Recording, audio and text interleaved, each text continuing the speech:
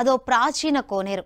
నిత్య పూజలతో పాటు దేవుని అభిషేకాలకు ఈ కోనేరులోని నీటిని వినియోగించేవారు. స్వతంత్ర పోరాట సమయంలో ఉప్పు సత్యాగ్రహం వంటి కీలక ఘట్టాలకు కూడా వేదికైంది. కాలక్రమేణా మురికి కూపంలా తయారైంది. అలాంటి కోనేరు రూపురేఖలు మార్చేందుకు ఓ వ్యక్తి నడుం బిగించారు. శుభ్రం చేయడమే కాదు, నిత్యం అక్కడ సేవా కార్యక్రమాలు కూడా నిర్వహిస్తున్నారు.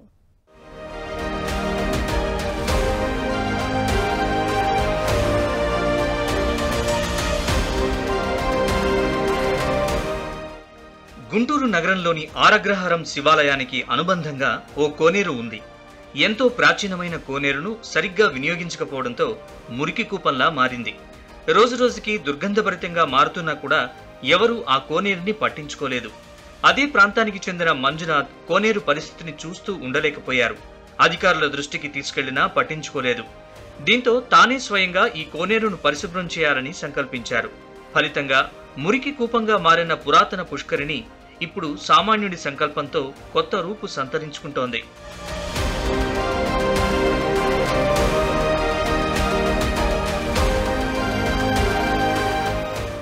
ఎంతో ఘన చరిత్ర ఉన్న ఈ పుష్కరిణి నిర్లక్ష్యానికి గురైంది. అది చూసి కలత చెందిన మంజునాథ్ 3 నెలల క్రితం కోనేరు శుద్ధి పనులను చేపట్టారు. దీనికోసం సొంతగా 2 ట్యూబులను పడవ మాదిరిగా తయారు చేసుకున్నారు. టన్నుల కొద్దీ గుర్రపు డెక్క, నాచు, ప్లాస్టిక్ వ్యర్థాల్ని వెలికితీశారు.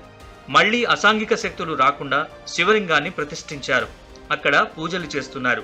కోనేరుకు చుట్టూ మొక్కలు, సిమెంట్ బెంచీలు ఏర్పాటు చేశారు.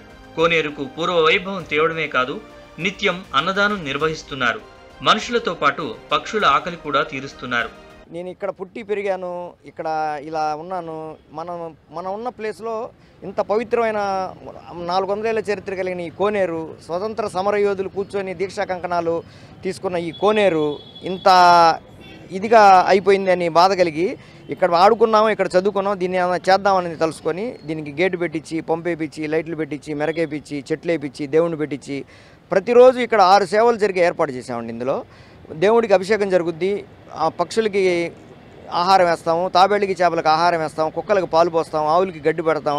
రోజు 80 నుంచి 100 మంది అక్కడ పేదవాళ్ళు అన్నదానం జరుగుతుంది. ఇక్కడ ప్రతిరోజు జరుగుతుంది. ఈ కార్యక్రమాలు చేస్తున్న సందర్భంగా దీన్ని బాగు చేయడానికి తలపిస్తే లోపల నుంచి 30 టన్నుల జమ్మి బయటికి తీసామండి. చిన్న రాళ్ళకి తాడు కట్టి దాన్ని బయటికి తీయటం, చిన్న దంతులు వాడతాం. ఒక 3-4 మనుషులు, వాచ్మెన్, పక్కన ఇంకొక వాచ్మెన్, ఇంకొక వ్యక్తి, ఇట్లా అందరం కలిపి సహకారంతో తీయగలిగామండి. 2 లారీల ప్లాస్టిక్ వ్యర్థాలు తీసామండి ఇక్కడ నుంచి, లోపల నుంచి. ఒక టైర్లతో ఒక బండిలాగా తయారు చేసుకొని, పడవలాగా దాని మీద లోపలికి వెళ్తా అవన్నీ బయటికి తీసుకొని తయారు చేసామండి. కోనేరును పరిశుభ్రం చేయడం కోసం, ఇక్కడ సౌకర్యాల కల్పన కోసం 4 లక్షలకు పైగా వెచ్చించారు. పూర్తి స్థాయిలో పరిశుభ్రం చేసిన తర్వాత చుట్టూ రిటైనింగ్ వాల్ నిర్మించడంతో పాటు వాకింగ్ ట్రాక్ పనులు చేపట్టాల్సి ఉంది. కనీసం ఆ పనులనైనా నగరపాలక సంస్థ చేపట్టాలని మంజునాథ్ కోరుతున్నారు. ఇక మంజునాథ్ చేసే సేవా కార్యక్రమాల పట్ల స్థానికులు సంతోషం వ్యక్తం చేస్తున్నారు. ఆయన చేసే పనుల్లో వాళ్లు కూడా భాగస్వాములవుతున్నారు. అయితే చిన్న ఖర్చులు కాబట్టి మేము ఈ గేటు పెట్టడం ఇవన్నీ చేయగలిగామండి.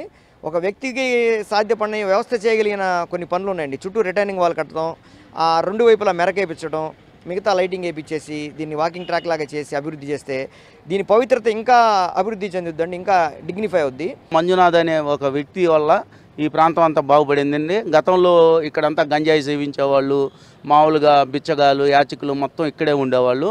ఆయన వచ్చిన తర్వాత వాళ్ళకి ఆహారం కానీ, పక్షులకి నీళ్ళు లాంటి సదుపాయం కానీ, ఈ ప్రాంతంలో గోవులు ఎక్కువగా సంచరిస్తుంటాయండి, వాటికి కూడా నీటి సౌకర్యం ఏర్పాటు చేశారు ఆయన. దాంతోపాటు కొంతమంది అభాగ్యులు కానీ వాళ్ళు ఉంటే వాళ్ళకి మధ్యాహ్నం భోజనం కూడా ఆయన చేతనైనంత మటుకు సహాయం చేస్తున్నారు.